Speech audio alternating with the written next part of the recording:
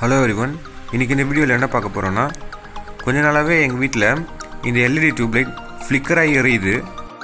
Warranty பீரியடும் இந்த பல்புக்கு முடிஞ்சிருச்சு.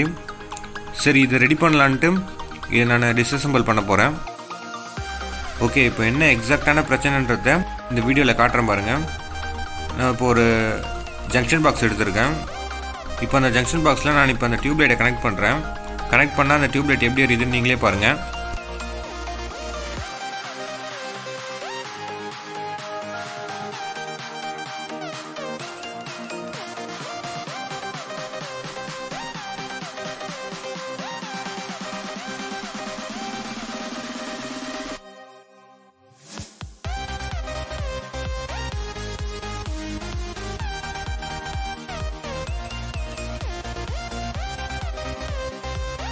So இதுதான் பிரச்சனை. இது எப்படி ரெடி பண்ணலான்ட்டு பார்க்கலாம் வாங்க. ஃபஸ்ட்டு டியூப்லைட் ஒயர் சுற்றி ஒரு புஷ் ஒன்று கொடுத்துருப்பாங்க. அதை ஃபஸ்ட்டு ரிமூவ் பண்ணிக்கலாம்.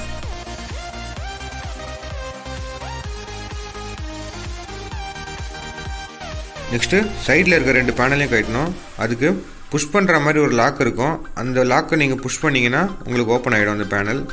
பாருங்கள், ஓப்பன் ஆகிடுச்சு. நெக்ஸ்ட்டு இந்த பக்கத்தையும் ஓப்பன் பண்ணிக்கிறேன்.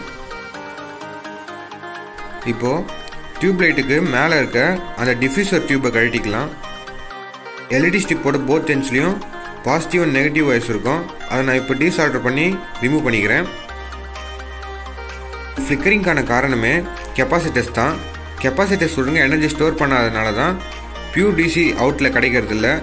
அதனால தான் எல்இடி ஃப்ளிக்கர் ஆகுது. இப்போது பாசிட்டிவ் சைடை டீசால்டர் பண்ணிகிட்ருக்கேன். டீசால்டர் பண்ணதுக்கப்புறமா எல்இடி லைட்டோட மெயின் ஒயரை நான் உள்ளே தள்ளிக்கிறேன். உள்ளே தள்ளிட்டு அந்த பக்கம் இழுத்துப்பேன். இந்த நெகட்டிவ் சைடு ஒயரை பிடிச்சி இழுத்தோன்னா நமக்கு உள்ளே இருக்க பிசிபி வெளியே வந்துடும். இந்த பிசிபியில் 2 போலார் கெப்பாசிட்டர் கொடுத்துருக்காங்க. ஒன்று இந்த க்ரீன் கலர் கெப்பாசிட்டர், ஒன்று இந்த ப்ரௌன் கலர் கெப்பாசிட்டர். எப்பவுமே இந்த பெரிய கெப்பாசிட்டர் தான் பிரச்சனை வரும். ஆனால் நான் 2 கெப்பாசிட்டரையும் மாற்றிடுறேன். ஏன்னா திரும்ப பிரச்சனை வரக்கூடாதுன்றதுக்காக தான்.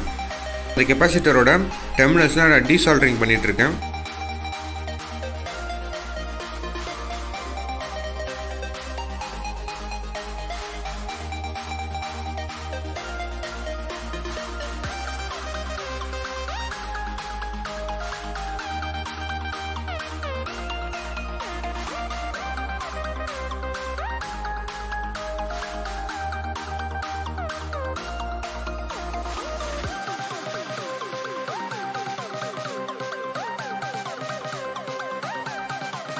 ப்ரௌன் கலர் கெப்பாசிட்டர் வோல்டேஜ் பார்த்தீங்கன்னா 100 வோல்ட் அண்ட் கெப்பாசிட்டன்ஸ் பார்த்தீங்கன்னா 100 மைக்ரோஃபேரட். க்ரீன் கலர் கெப்பாசிட்டரோட வோல்டேஜ் பார்த்தீங்கன்னா 63 வோல்ட் அண்டு கெப்பாசிட்டன்ஸ் பார்த்தீங்கன்னா 10 மைக்ரோஃபேரட்.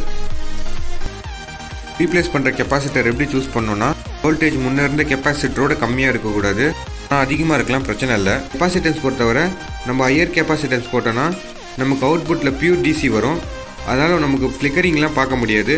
இதுவே கம்மியான கெப்பாசிட்டன்ஸ் போட்டோன்னா நமக்கு ஃப்ளிக்கரிங் இஷ்யூ நல்லாவே தெரியும்.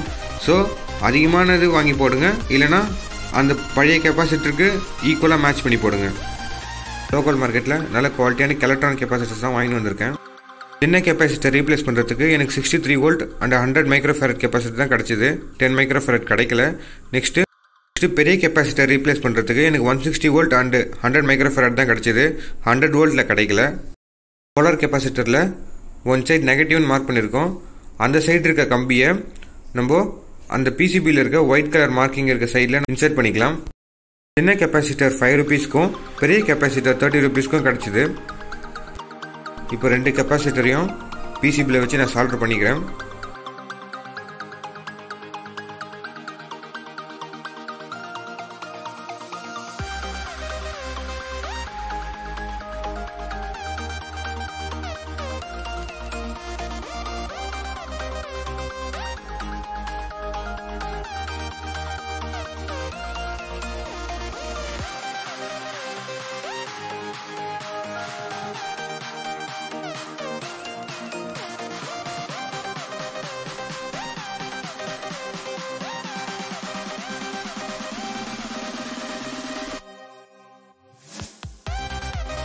பெரிய கெப்பாசிட்டர் இருக்கும். அந்த ஒயிட் கலர் மார்க்கிங் இருக்க இடத்துல நெகட்டிவ் சைடை நான் இன்சர்ட் பண்ணிக்கிறேன்.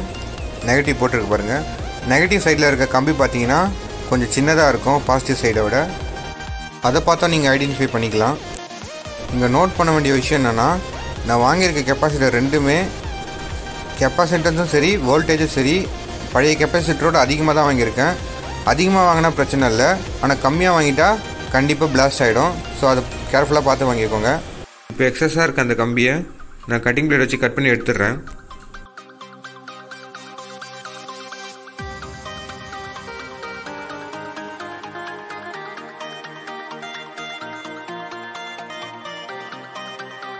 இப்போ டியூப்லைட்டோட மெயின் ஒயரை திரும்ப டியூப்லைட்டில் ஃபிட் பண்ணுறதுக்காக நான் ஒரு கயிறு எடுத்து அதில் ஹேர் பின்னை வெயிட்டுக்காக கட்டி அந்த ஹோல்ஸ் வழியாக உள்ளே விட்டு இன்னும் 2 வழியாக எடுத்து அந்த மெயின் ஒயரை கட்டிட்டு திரும்ப உள்ளே எடுத்தோன்னா நம்ம ஈஸியாக வந்து அந்த ஹோல்ஸ் வழியாக நம்ம வெளியே எடுத்துக்கலாம். அதுக்காக தான் நான் இந்த ப்ராசஸ் பண்ணிகிட்ருக்கேன்.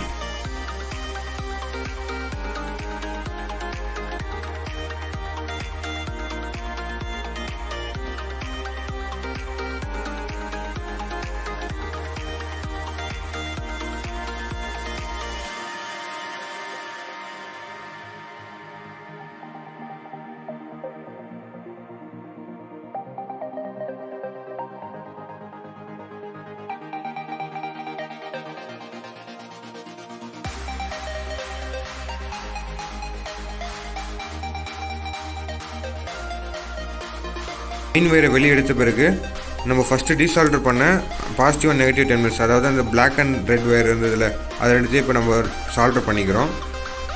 Black wire goes to negative and red wire goes to positive. Positive and நெகட்டிவை அந்த ஸ்ட்ரிப்லேயே மென்ஷன் பண்ணியிருப்பாங்க. ஸோ ஒரி பண்ணிக்க வேண்டாம், தப்பாக கனெக்ஷன் பண்ணிவிடுவோம்ன்ட்டு.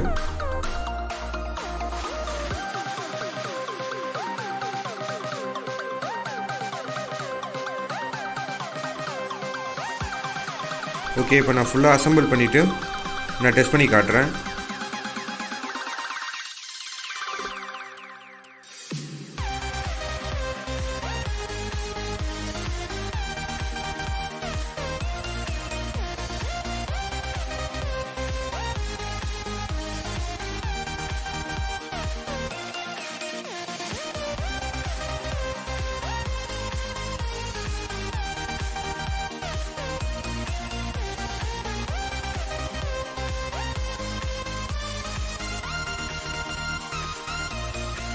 இப்போ அதே மாதிரி ஜங்ஷன் பாக்ஸ் எடுத்து நான் கனெக்ட் பண்ணி காட்டுறேன்.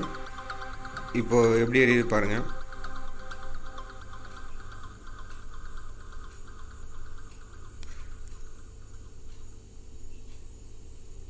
பார்த்தா தெரியும், முன்னே இருந்த ஃப்ளிக்கரிங் இஷ்யூ இப்போ இல்லை, கிளியர் ஆகிடுச்சு.